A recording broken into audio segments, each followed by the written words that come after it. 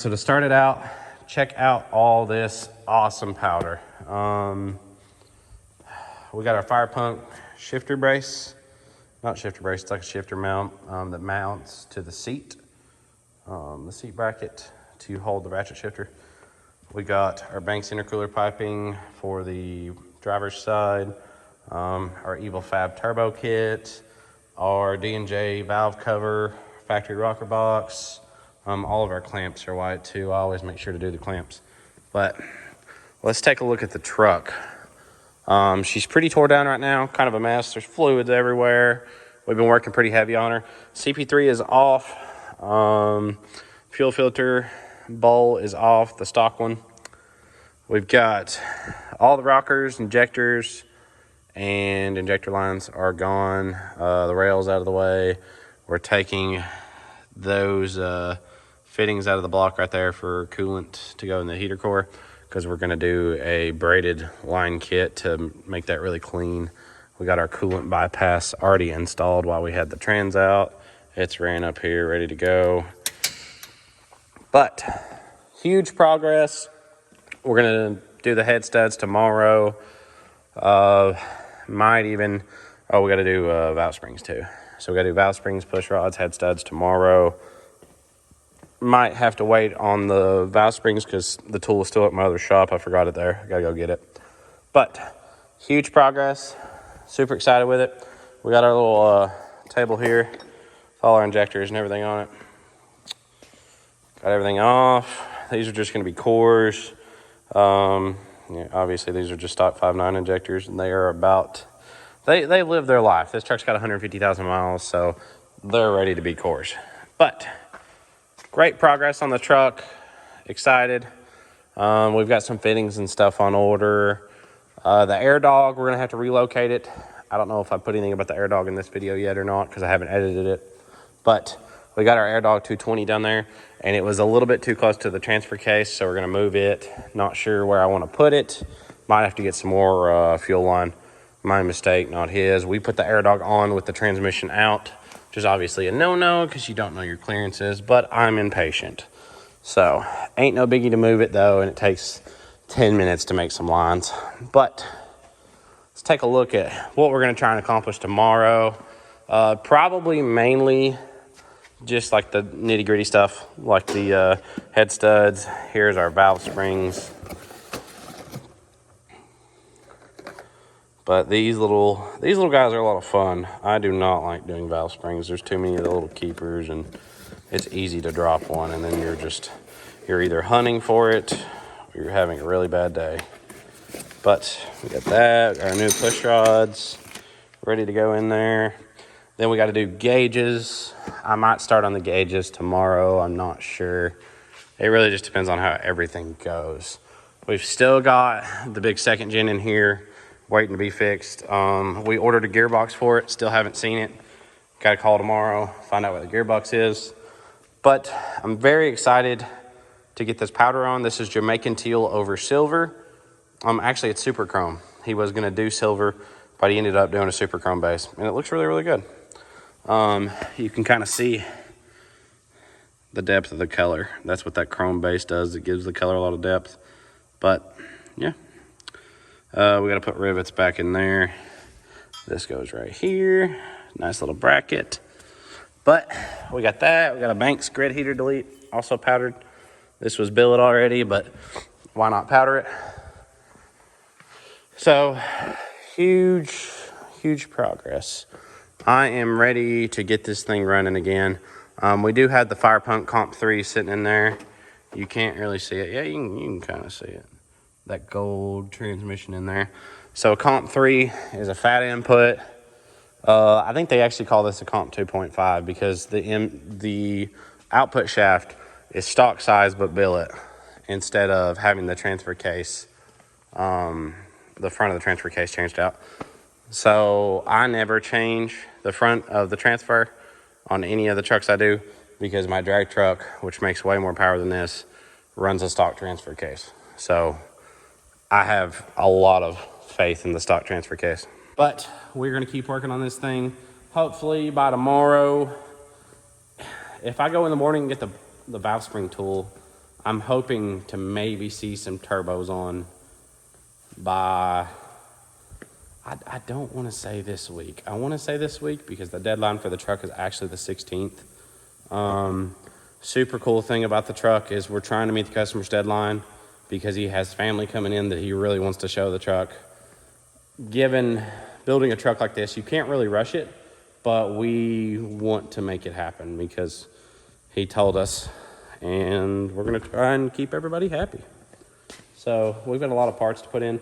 Still got a bed stack to do. Bed stacks aren't that bad. They take about 3 hours, start to finish. The finish work is going to be more than anything. But the trans is in. I got to get the shifter mounted and the cable ran before I hook it up. And then I've got to get a pigtail to wire, lock up overdrive, etc. But I think I have a pigtail off of the drag truck sitting on a shelf somewhere. Just a lot of little things I have to do. But appreciate y'all for watching. I'll probably end this video with this. It won't be that long of a video, but I'm trying to do kind of weekly updates with the progress of this truck. So we'll see. Also, I got news from my turbo guy today that the blue truck's parts should be done, I want to say, maybe next week, hopefully. I think I don't know. It really just depends on how busy he is, but I think he told me he might have it done next week, which would be wonderful. Obviously, we got to wait on shipping, but I was trying to have that truck kind of like under construction before Christmas, maybe even done by Christmas. So, one last thing I got to show y'all. Let's take a look. So, y'all know we got all the plates powder coated for the dyno. They're getting a little dusty from sitting here, but the dyno's just sitting here also collecting dust. Still haven't even got to use this thing. I'm pretty sad about that. Well, let's go outside and check out the new addition to the shop. As we gear up to get ready for this dyno, obviously you can't just slap it somewhere unless you want to put it behind a lift. Like I said, I don't like that.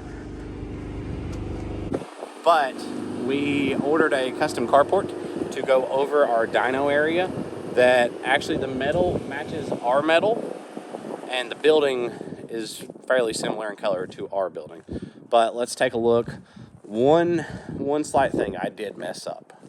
I will admit when I mess up, usually, sometimes, never, but I messed up. Tell me how I messed up. It's way too tall. So I ordered it with 12-foot walls, and then it's got an arch in the center. And I'm like, yeah, that should be good, you know, in case there's a really big lifted truck that wants to get on there. We have plenty of clearance. I didn't realize that even one of my buddy's trucks, Gabe Farrell's, is only 11 foot tall. So almost 15 foot of ceiling for trucks that are never going to touch this was a bit much. I might have them come back and see if they can lower the building a little bit, because I don't really like how tall it is. But on the contrary, it's here. We got our dyno pit. We're going to have our workstation, computers, and everything over here.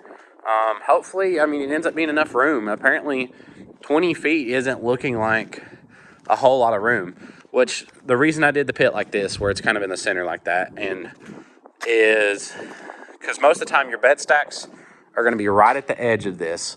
So the bed stacks might get my building a little bit. Not a big deal. I knew this going into this. I'm not going to be upset with people when their bed stacks, you know, get my building dirty. When we're having events, I'm going to expect to have to clean this building after. But we do have plenty of room on this back wall for like sponsors and companies we work with. And like when you sponsor one of our events, you'll get a banner on the back behind the dyno. That way every time someone takes a video, they see your logo back there. But another thing is I like the fact that the front of the truck will be up here. So if, let's say somebody just grenades an engine, the oil is out here instead of in there. It doesn't go over all the computers and everything. It doesn't go everywhere in here. It is a lot easier to just pressure wash this off into there or off into the drain when somebody blows a radiator or potentially grenades a motor, because it's a dyno, that's what you're going to do. But we're pretty excited about it. Like I said, the placement right there, if you have a hood stack, it's going to be like right here. So it's going to keep most of the soot off the building because of the fact that the hood stack will be in front of the building. Yeah, excited. So we'll have some type of little like roll cart that comes out to where me or Bubba, you know, we have our computer and or a screen right here, and we have plenty of room. Also, we have to put concrete anchors in here, or D-rings into the concrete, where we can strap trucks down. But huge progress, and we have finally announced our event dates. We announced our event dates, kind of talking about our event. If you haven't seen it yet on Facebook, is a Dyno Day, show and shine, and burnout competition. So in this far corner of my parking lot, right under the street light, still on the property and in the back corner, to kind of keep it away from the main road and the public, to where there's only two sides they can come from, because there's going to be fences on both sides, and then there's going to be barriers where people don't get hit with debris. Because I've been to a lot of shows where they don't even like supervise the burnout stuff, and people are getting pelted with tires and stuff. Like, it's just not something I want to have at my event. I don't want anyone getting hurt. So we're going to have burnout pad down there. My main concern of the show is I want to make a safer version of some of these diesel shows that happen that are just really, really wild. But you will also be able to have fun. I mean, I've been to a lot of events where the staff was awful to deal with, or they just didn't seem happy. I'm hiring people to work this event with me that actually enjoy this kind of stuff. And hopefully, once we get everything figured out for the event, we'll have this either twice a year or once a year if it's super big, and everyone will come out and enjoy it. And hopefully we'll sell out. I mean, I think we could hold a couple thousand people here, but if we have 1,000 here, I'll be tickled. I've already got, 200 to 300 within the first week that say they're coming. So we're going to have a lot of vendors, though. I've got a lot of the big vendors out here: JTX, KG1 Forged, Air Dog. A lot of the people that I work with on the day-to-day basis are coming out to support us. I appreciate them a lot. And then, let's see, there's another Field Forged, Cali Off-Road, Air Dog, Gabe Farrell will be here, Greg A, Wrench Works. A fair amount of either YouTube creators, companies, or just cool people that bring cool stuff. Josh McCormick, Logan Epling are going to bring their race trucks. Even if they try to say they're not, I'm gonna have them bring them. But huge thank you to all of the companies that have already signed up for this. I mean, we've just now released it. But like, this isn't gonna be your normal show. We're gonna have big payouts. We're gonna have nice trophies. There's gonna be no BS, like good people running the event. So come on out March 4th. I believe that's kind of like the shameless plug for the event. I'll make a full video covering it all, I'm sure, once our concrete pads are poured, or once we're not as busy here. But thank y'all for watching. I'll keep y'all updated on this white truck though.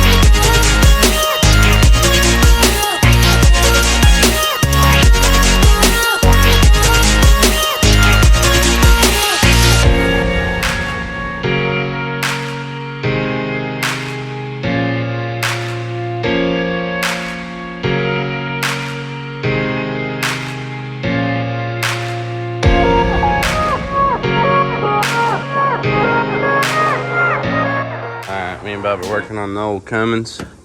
Just got our full send diesel, heater core line reroute kit installed. It's a lot better than the factory lines, and it's not in the way. So when you do a 2G swap or like a compound kit, it looks a lot cleaner. But we're about to start dropping in some head studs. Or Bub's probably gonna drop in some head studs, and I'm gonna do a turbo kit. But to be continued. He's pulling the push rods right now. If you've never pulled push rods on a Cummins, and you're wondering how you get the back ones out, there's these little plugs in the bottom of the firewall. You take them out and you slide the push rods up in the firewall and then they come out. It is a good but awful design. If they didn't do it, you couldn't get it out, but it sucks to do anyways. But he is pulling the last one. Boom. Voila. But we're gonna drop some head studs.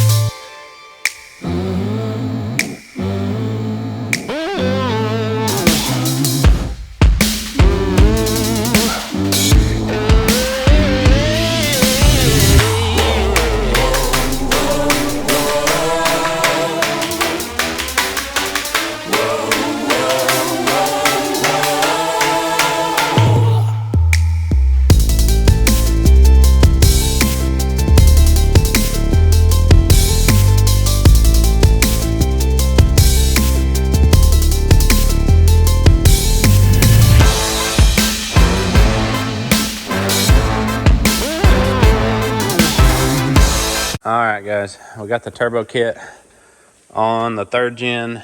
We got the head studs done, coolant bypasses on, got our full send diesel coolant reroute kit chilling back there. We're waiting to put it on until we get the valve springs and stuff done. But turbo kit actually looks really, really good. This is Jamaican teal in polar white for anyone that's going to ask.